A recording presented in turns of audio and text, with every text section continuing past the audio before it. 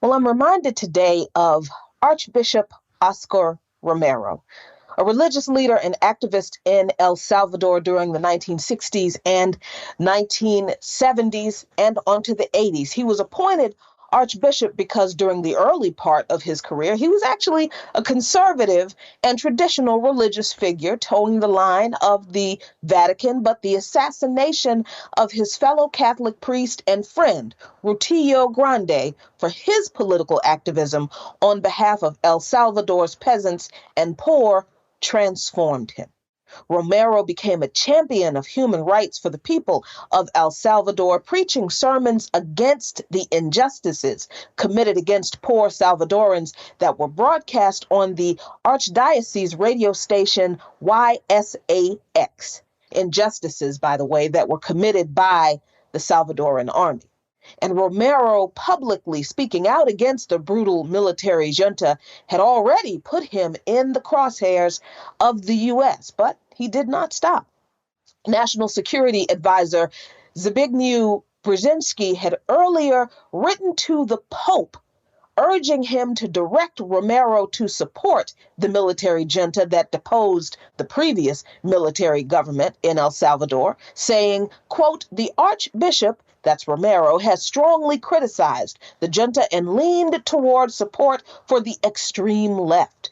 We have warned against such a move," end quote.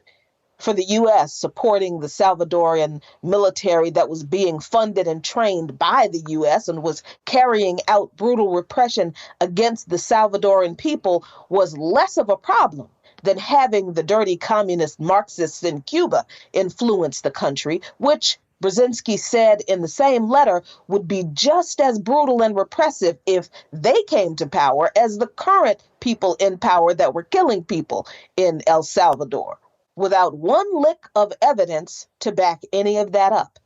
The U.S. officials said it was true, so it must have been so. That's how U.S. foreign policy went then, and that's how it still goes now.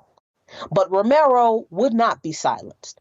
In February 1980, he wrote a letter to President Jimmy Carter begging him to stop military aid to the Salvadoran government. Romero wrote, quote, "Because you are a Christian and because you have shown that you want to defend human rights, I venture to set forth for you my pastoral point of view in regard to this news and to make a specific request of you. I'm very concerned by the news that the government of the United States is planning to further El Salvador's arms race by sending military equipment and advisors to train 3 Salvadorian battalions in logistics, communications, and intelligence. If this information from the papers is correct, instead of favoring greater justice and peace in El Salvador, your government's contribution will undoubtedly sharpen the injustice and the repression inflicted on the organized people whose struggle has been often for respect for their most basic human rights. For this reason, given that as a Salvadoran and Archbishop of the Archdiocese of San Salvador, I have an obligation to see that faith and justice reign in my country. I ask you, if you truly want to defend human rights, to forbid that military aid be given to the Salvadoran government, to guarantee that your government will not intervene directly or indirectly with military, economic, diplomatic, or other pressures in determining the destiny of the Salvadoran people, end quote. Carter did not heed Romero's letter. On March 24th, Romero was assassinated with a bullet through the heart while celebrating Mass. The assassination was ordered by a U.S.-trained, retired Salvadoran Army major. And Carter only suspended military aid to El Salvador for a brief period of time, only after 3 American nuns and a U.S. lay missionary were raped and murdered by Salvadoran National Guard members in December 1980. And I remember Viola Liuzzo, a 39-year-old Detroit mother of 5, married to a Teamsters Union leader who was shot in the head and killed by a car full of Klansmen while driving on a deserted highway with Leroy Moton, a 19-year-old black man who was assisting her with shuttling participants in the just concluded Montgomery March for voting rights back to Selma, Alabama. Liuzzo's close friendship with an African-American woman, Sarah Evans, was pivotal to her putting action to beliefs about equality she had already held. She helped organize Detroit protests, attended civil rights conferences. She joined and worked with the NAACP. On March 16th, Liuzzo took part in a protest at Wayne State University, and then she called her husband to tell him that she would be going to Selma after hearing the Reverend Dr. Martin Luther King Jr. call for people of all faiths to come and help, saying that the struggle was, quote, everybody's fight.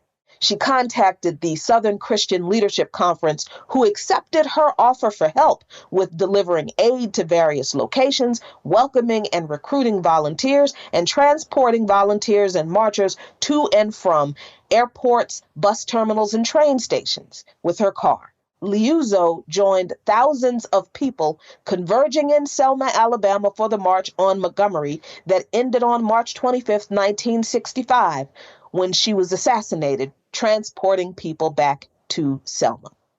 Within 24 hours of Liuzzo's assassination by the Klan and the FBI's informant, Gary Thomas Rowe, who was in the car with the Klansmen, J. Edgar Hoover began a smear campaign against her to the press, the FBI, and the politicians, claiming that Liuzzo was a drug addict and was engaged in sexual activity with Moten. Of course, none of that were true. And the 4 Klan members in the car, Collie Wilkins, Gary Rowe, the FBI informant, who you might as well say was a Klan member since he had advanced knowledge that this was going to happen, William Eaton and Eugene Thomas were arrested. Within 24 hours, President Lyndon Johnson appeared on national television to announce their arrest, but he made no mention that Thomas Rowe was an FBI informant protected by the FBI. A lot is at stake in the continued struggle for freedom. And we are in a continued, protracted struggle for freedom. And we could lose quite a bit. We could lose our lives. But the least I can do, the very least I can do, is tell the truth and remember those who gave everything for us to continue this struggle and to ultimately win. Follow Luke Bond Nation on patreon.com/LukeBondNation for lots of great content.